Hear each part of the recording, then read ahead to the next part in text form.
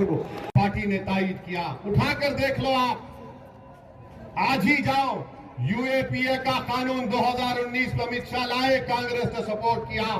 Chidambaram minister थे, मैं UPA की सपोर्ट कर रहा था, मगर मैंने कहा मैं मनमोहन सिंह की सरकार का साथ नहीं दे सकता, क्योंकि ये जो टेररिज्म का डेफिनेशन तुमने डाला है वो इस्तेमाल होगा मुसलमानों के खिलाफ, दलित के खिलाफ, ट्राइबल लोगों के खिलाफ।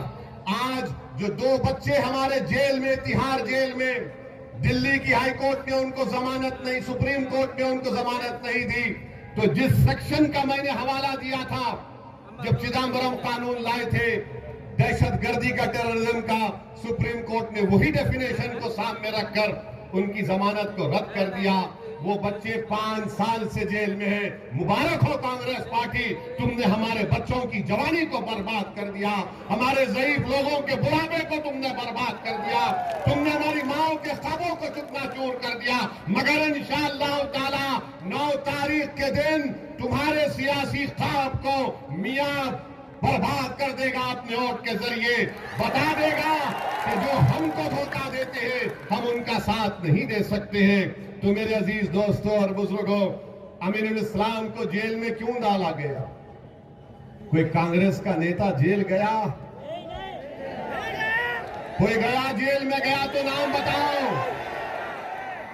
जेल में उसको डालते हैं जिससे डरते हैं। जेल में डाल दिया अमीनुल इस्लाम को, मगर अमीनुल इस्लाम 8 महीने जेल से निकल कर आया तो और ज्यादा बोल रहे थे। आज हेमंत को तुम जितना दबाओगे उतना उठेंगे इंशाअल्लाह ताला। हम तुम्हारी जेल हमारे हौसलों को कमजोर नहीं कर सकेगी, तुम्हारी जेल हमारे दिलों में खौफ नहीं पैदा कर सकेगी, इसलिए कि मियां डरता तो अल्लाह से, किसी और से नहीं डरता। तो मेरे अजीज दोस्तों और बुजुर्गों, और फिर हमारे भाई अब्दुल अजीज साहब सामागुड़ी से कैंडिडेट हैं, उनके मुकाबले में रकीबुल साहब के बेटी हैं। अब रकीबुल साहब जीते, जब यहां पर आसाम में आप देख रहे थे कि यहां पर पुशबैक हो रहा था, घरों को उजाड़ दिया जा रहा था, तो रकीबुल क्या किए? रकीबुल पार्लियामेंट में खड़े होकर बोले कि कैरम बोर्ड सिखाना चाहिए। कैरम बोर्ड ठीक है, 9 तारीख के दिन आपके बेटे से भी कैरम बोर्ड होगा इंशाअल्लाह। करेंगे ना कैरम बोर्ड में? दबा के कैरम बोर्ड पर पाउडर डालिए और सबसे पहले रानी को जू। अभी खैर, अभी उड़न कटोले में जाना है अजमल साहब के पास, तो मेरी आपसे गुजारिश है कि 9 तारीख के दिन आप अब्दुल अजीज साहब को भी वोट देकर कामयाब करिए। रकीबुल साहब 5 मरतबा एमएलए थे, 5 मरतबा मिनिस्टर थे। कांग्रेस के लोगों, एक काम बता दो जो रकीबुल साहब ने किया इस विधानसभा में, एक काम बताओ, एक काम बताओ। नहीं किया तो वोट देंगे उनको आप।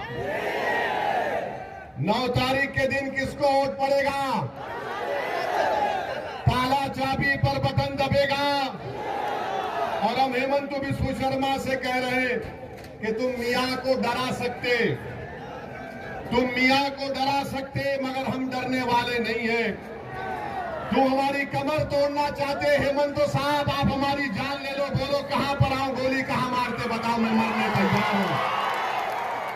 मगर याद रखो, दुनिया जब तक, मियां जब तक जिंदा रहेगा, दुनिया उस वक्त तक रहेगी। बिस्मिल्लाहिर्रहमानिर्रहीम, अस्सलाम वालेकुम व रहमतुल्लाहि व बरकातुहू। मौजूद हाज़रीन इकराम, बुजुर्गाने कौम और मिल्लत, मेरी इज़्ज़तदार और बहनों, मयूर नौजवान साथियों, मंच पर बैठे जनाब अब्दुल रहमान अजमल साहब, AIUDF के तमाम पार्टी के जिम्मेदारान, गोपालीहाट के AIUDF के उम्मीदवार मोहतरम जनाब अमीनुल इस्लाम साहब, समागुड़ी के उम्मीदवार AIUDF मोहतरम जनाब अब्दुल अजीज साहब, मैं आप तमाम का दिल की गहराइयों से शुक्रिया अदा करता हूं कि आपने अपना कीमती वक्त निकालकर आज के इस इलेक्शन के मीटिंग में, इंतखाबी जलसे में आपने शिरकत की। बावजूद इसके कि इतनी तेज धूप है, आप यहाँ पर हजारों की तादाद में आकर